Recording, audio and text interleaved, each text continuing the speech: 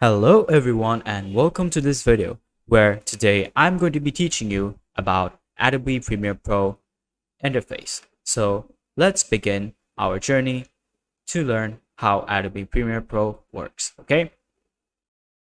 Now, this is what the Premiere Pro interface looks like, okay? First, after we enter into our Premiere Pro software, we'll be greeted by this part over here which says welcome to Premiere Pro, where we can select two options to choose from, and we have the new project option, the open project option, and the home option over here. And we can go over here and search for any of our previous projects that we created also. Okay, now let's press on exit search and go back. Now afterwards, what I'd like to basically explain to you about is our menu bar over here, where we have the file, edit, clip, sequence, markers, graphics and titles, view, window, and help. Now I'll be explaining first what this menu bar does, okay? So let's begin. Just like other menu bars, the feature of a most computer graphical user interface, the menu bar here allows us to have a point-and-click access to Premiere Pro's specific functions, such as saving a file, copying text, opening a help window, etc. So over here, first we have the file menu. As you can see here, we can create a new project, close it, save it, capture, link it, make it offline, import, export, and also select project manager. Then in edit, we can do anything that relates within editing a video or a file in our software. We can undo, redo, cut, copy, paste, clear, duplicate, find, label, and then more. You can also go to the keyboard shortcuts options over here, or also go to preference, where you can select all the options that you want to change in your settings for Adobe Premiere Pro, which I'll do in just a moment after I finish explaining you the menu bar. After the edit section, we have our clip menu bar, which has everything to do with clipping audio or video in Premiere Pro. Then sequences, and in sequences, we can edit the way our sequences are set in the project panel and also in our timeline panel using these options, okay? After that, we have markers, which will create markers for our video so that we can go in and remember the last time. For example, remember the last time we edited this part, or this part needs to be edited, or we need to redo this part, or we need to actually make this part get denoised. Everything can be done with markers. After that, we have graphics and titles, which will help us to insert new layer, align, distribute, arrange, select, etc. And we can also replace fonts in our projects and install motion graphics templates. After that, we have the view option, where we can see the playback, resolution, high quality, display mode, magnification, show rulers, guides, lock guides, add guides, clear guides, snap in program monitor, guide templates. Then in window, we have workspaces, which will be very important to us in just a minute. For now, I'm just explaining what this menu bar will do. So after that, we have extensions, maximize frame, clip, effect editor, track effect editor, text, DVA, export, Q panel. Then in help, you will obviously understand what it says. We can go and select this if we need any help with our program. And then you can also go to system compatibility report, keyboard, and you can also sign in over here inside your Adobe account. Then go for updates, and then also see what version of Premiere Pro you're using by selecting this. Okay, now let's go ahead and create a new project and then see what Adobe Premiere Pro does.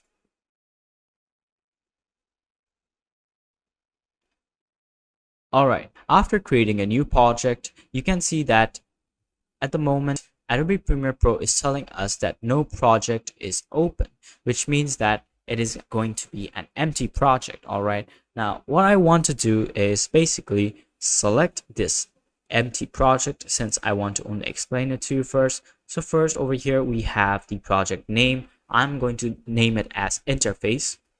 Okay, and Then we have the project location, where we can select this part and then choose a location if we want to place our file in a specific location on our computer files or folders, or we can just select the pre-selected locations to save by Adobe Premiere Pro's current locations. Okay, after that we can go over here and select our favorites, sample media, files over here, then devices. You can see that I have 2 volumes over here, and afterwards we can go to the import settings, which we can select to copy the media. And here you can see that if I click on it, it'll give me a preset to copy my media with, and the destination will be written here. Then in new bin, it will basically create a new file for your video if you click on this option. After that, we have create a new sequence, which will automatically create a new sequence after we add our videos into our timeline panel, which I'll be explaining to you in a bit. So let's go ahead and click on create.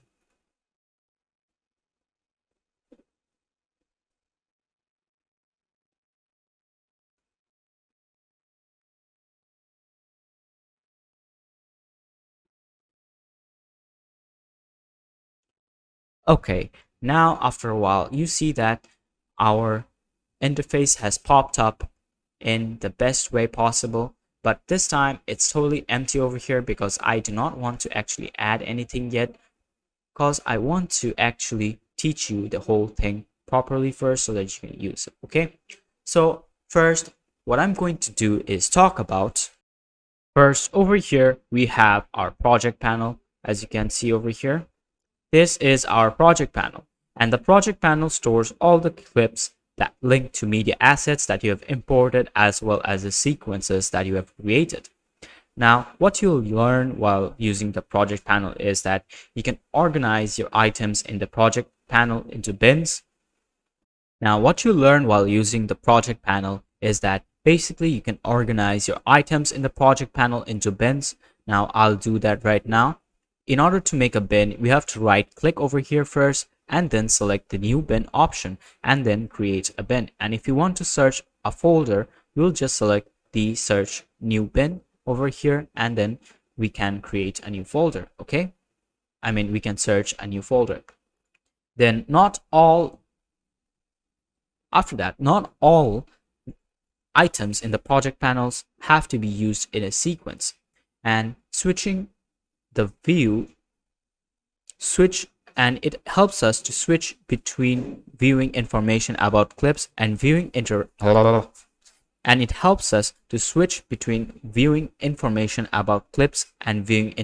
thumbnails by clicking on the list and icon buttons, which are at the bottom left of the project panel. What I'll do is basically I'll resize this so that you can see it properly.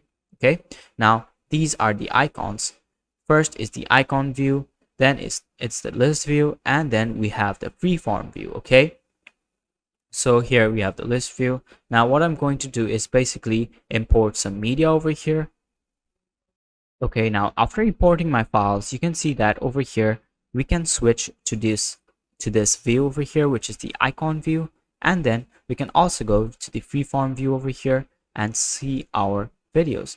In the freeform view, we can basically see what our video is like, and we can give a preview. Let's switch back to the icon view right now.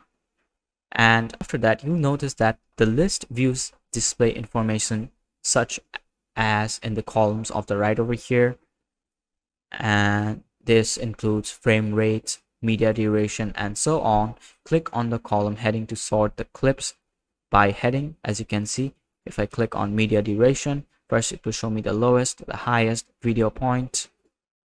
Okay, and if I click on name, it will also do that as well. All right, now we can also go over here in the search bar and type in the search field to display only clips that match with your search term. Okay, so this is all you need to know about our project panel. This is the short form of the interface. So let's go ahead to the next part, which is the source and program monitor. So over here we have the source and program monitor panel. This will help in viewing your clips in the source and program monitors. Okay, now we use the source and program monitor we use the source monitor to preview clips before inserting them into a sequence in our timeline. Okay, to play and pause playback, use the playback controls over here. Now what I'm going to do first is input a video into my source monitor. So we can just double click on it and then it will come inside our source monitor, as you can clearly see. And to play and pause the playback, we'll use the playback controls over here. For example, play, stop, go back one frame, go forward one frame. Then we can select go out, go in, and then we can also press this mark in and mark out options over here to select a specific part of the source clip that you want to add to the sequence timeline or the timeline panel over here. Okay, so after that, we use the program monitor to play your sequence. The program monitor is synchronized with the playhead in the timeline panel. Okay, so let's explore the timeline panel now.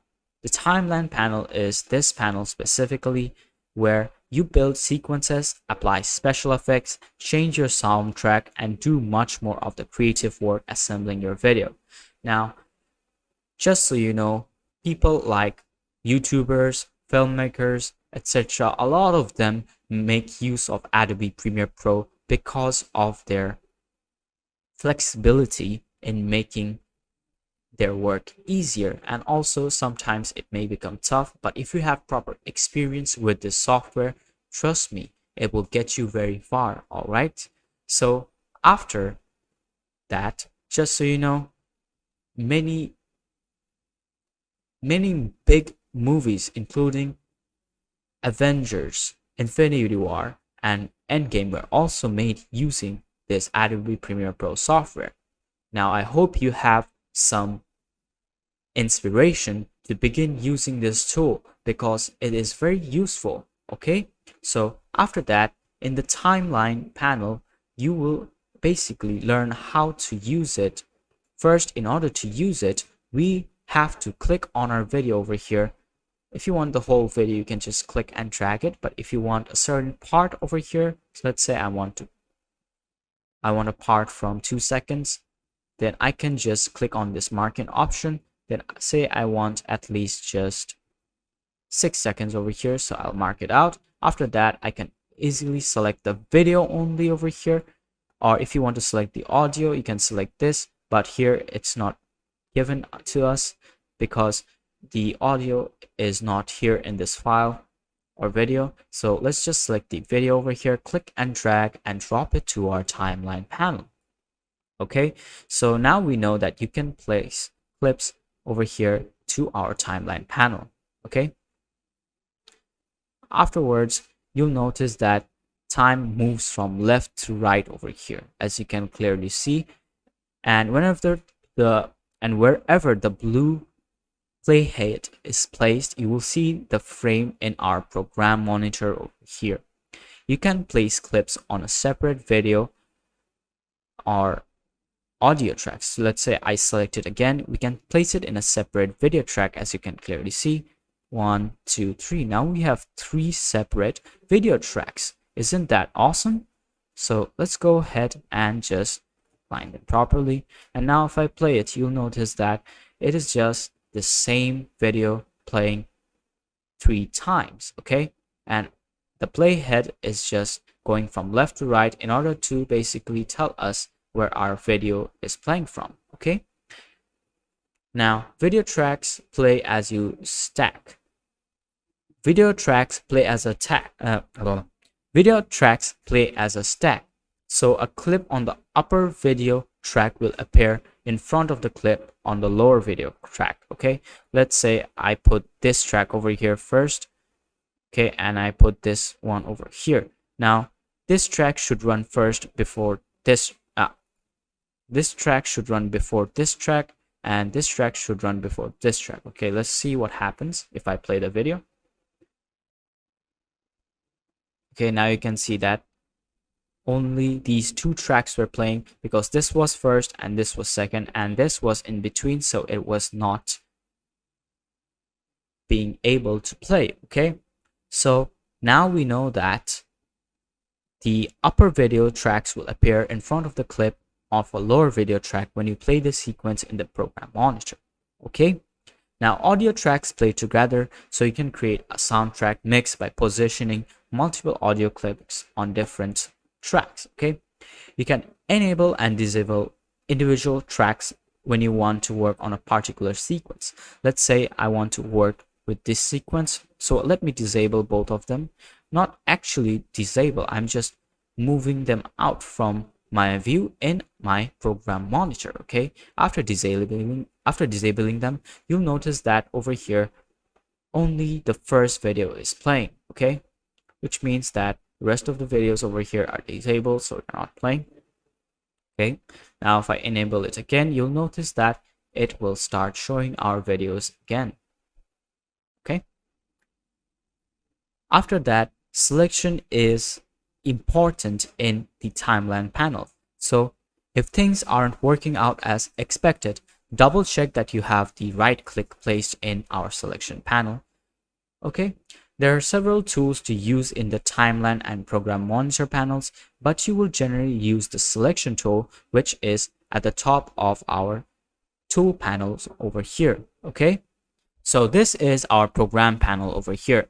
What the program panel basically does is show you the end result of your timeline panels videos that you have created over here. Okay, and you can see that it is at the right hand side of our display, and as before, it displays the active timeline of video clips and edited video sequences. Controls under each of the monitor allow you to scroll through the video over here and set edit points. Okay, so this was our program panel. Now what I'm going to do is basically explain to you what my tools panel are over here and what type of tools I have. Okay, so first we have our selection tool. The selection tool allows you to perform basic selections and edits. This will be your default and primary mouse function when using Adobe Premiere Pro, and it's especially useful when you're first uploading and organizing footage and assets. Along with making basic selections, you can also edit points and perform trims, where you can increase, decrease a clip's duration. You can also select the selection tool to highlight and move multiple clips at once, including moving clips from bins to timeline, from track to track. After that, we have our track select forward tool. Okay, now what this track select forward tool does is basically let you select all of the clips in a sequence, either forward or backwards. All you need to do is use the keyboard shortcut A, as you can see over here, and you can highlight multiple clips at once in whichever direction you prefer. If you hold Shift, the tool will select only one track instead of all tracks. And this is the same function for track select backward tool.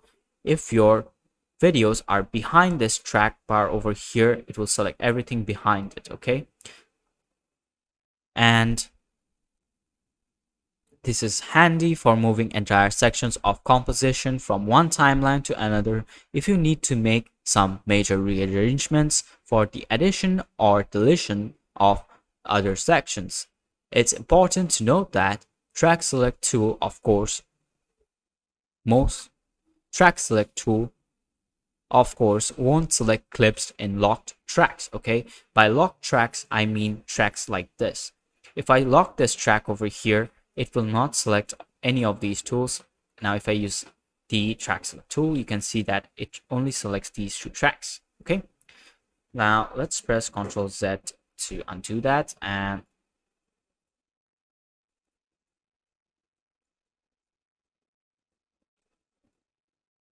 after that we have our ripple edit tool. Okay, now the ripple edit tool has the keyboard shortcut B.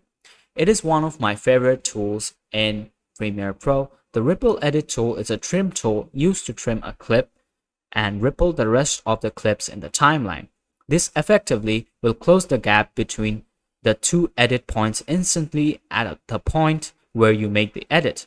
This can save a huge amount of time when editing on the fly, as you don't have to manually move around the rest of your timeline, especially burdensome if you're working with videos or sequences longer than a few minutes. Now, when you're using the Ripple Edit tool, make sure you select the correct edit points. You also need to be aware of which tracks are locked over here just like before, okay?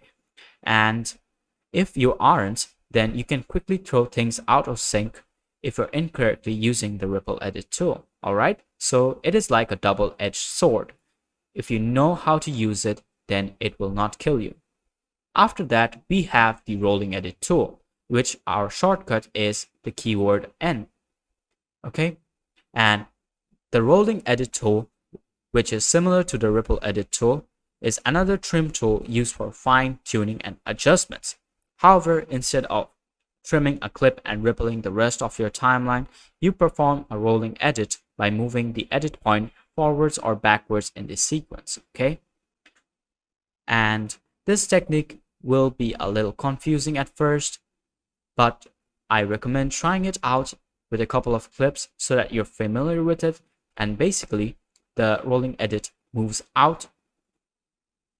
the out point of the first clip and the end point of the second clip at the same time, allowing you to adjust both clips with one move, okay? Now, I'll not show you an example in this part, but when I'm trying to explain the tool to you in another separate video, then I'll do it, okay? After that, we have the Rate Stretch tool. Now, the Rate Stretch tool will help you either speed up or slow down your clips in your sequence when using the tool. Note that the in and out points of the clip will always remain the same, and you'll be changing the duration and speed of the clip according to the amount of stretch through the trim. For example, expanding the out point of the clip will slow down the rate of speed for a video, while shortening it will increase the speed duration, okay? While there are plenty of ways to change the speed of your clips in Adobe Premiere Pro, using the Rate Stretch tool is perhaps one of the easiest ways to do it. And it's also the best choice if you're simply looking to slightly modify the speed of a clip to help it fit right into a tight window of your timeline. After that, we have our Remix tool. When you apply Remix, Adobe Premiere Pro analyzes by measuring several qualities of each beat in a song, comparing them to every other beat. Remix then finds the path of highest confidence based off the quality to create a musically coherent and seamless song remix, including cuts and crossfades. Okay, so this is a very fun tool that I already used, and it is very easy according to me. After that, we have our Razor tool over here. Now, the Razor tool's keyboard shortcut is the letter C in our keyboard, and what it does is basically, now after that we have the Razor tool over here, and in a traditional sense, the Razor tool might be one of the most fundamental editing tools in the Premiere Pro arsenal. Using the Razor tool, it will add a simple edit point by cutting the clip wherever you use it, just like a tool of a real razor, and it could actually help you while editing your videos. Also, holding down Shift while using the Razor tool will help you cut clips across all tracks as long as they're not locked. This can help you speed up making cuts to full sections or sequences at an exact point, which you can then move around as you like. After the Razor tool, we have our Slip tool. And the Slip tool's keyboard shortcut is the word Y. For those visual editors who prefer making their cuts based on the exact images of the corresponding frames, the Slip tool is a nice resource for working directly from the monitor. The Slip tool slips the clip's source in and out point but doesn't move it on the timeline. When you're using the Slip tool, The program monitor shows you the frame before and after the clip and gives you a live preview of the source in and out points with a source timecode included as well. This is helpful if you're trying to look for ways to make some tiny frame by frame adjustments, but you do not want to mess up your whole timeline, just so you know. After the slip tool, we have the slide tool, which is also similar to the slip tool and allows you to work with your clips pulled up on the monitor. However, the slide tool works by sliding a clip on the timeline while keeping the source in and out points the same. After sliding a clip, the tool will then close all the gaps as well. You can also slide a clip backwards as far as the previous clip's in point and slide it forward as far as the following clip's out point. The slip tool, this slide mechanism lets you make micro adjustments frame by frame without moving the entire sequence or timelines. After our slide tool, we have the pen tool over here, which will help us in moving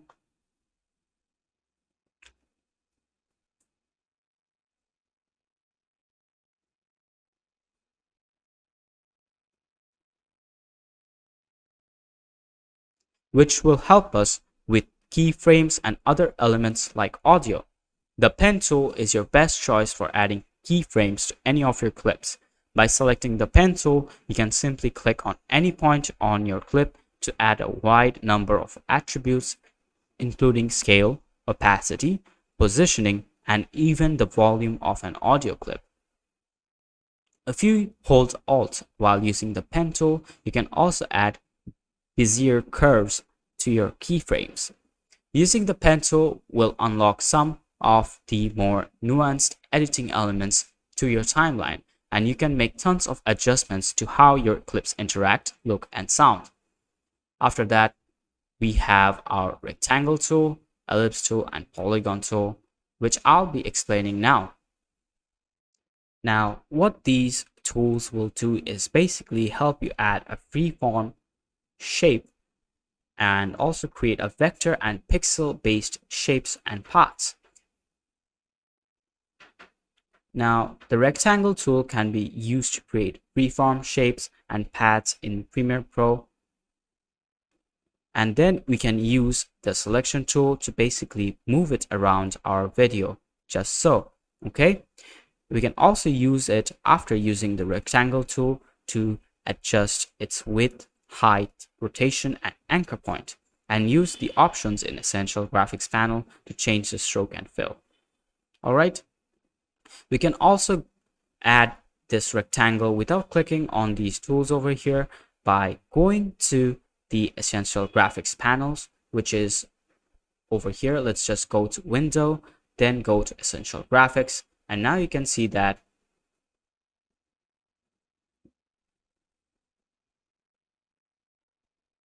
our Essential Graphics panel has opened, and here we can just search for rectangle.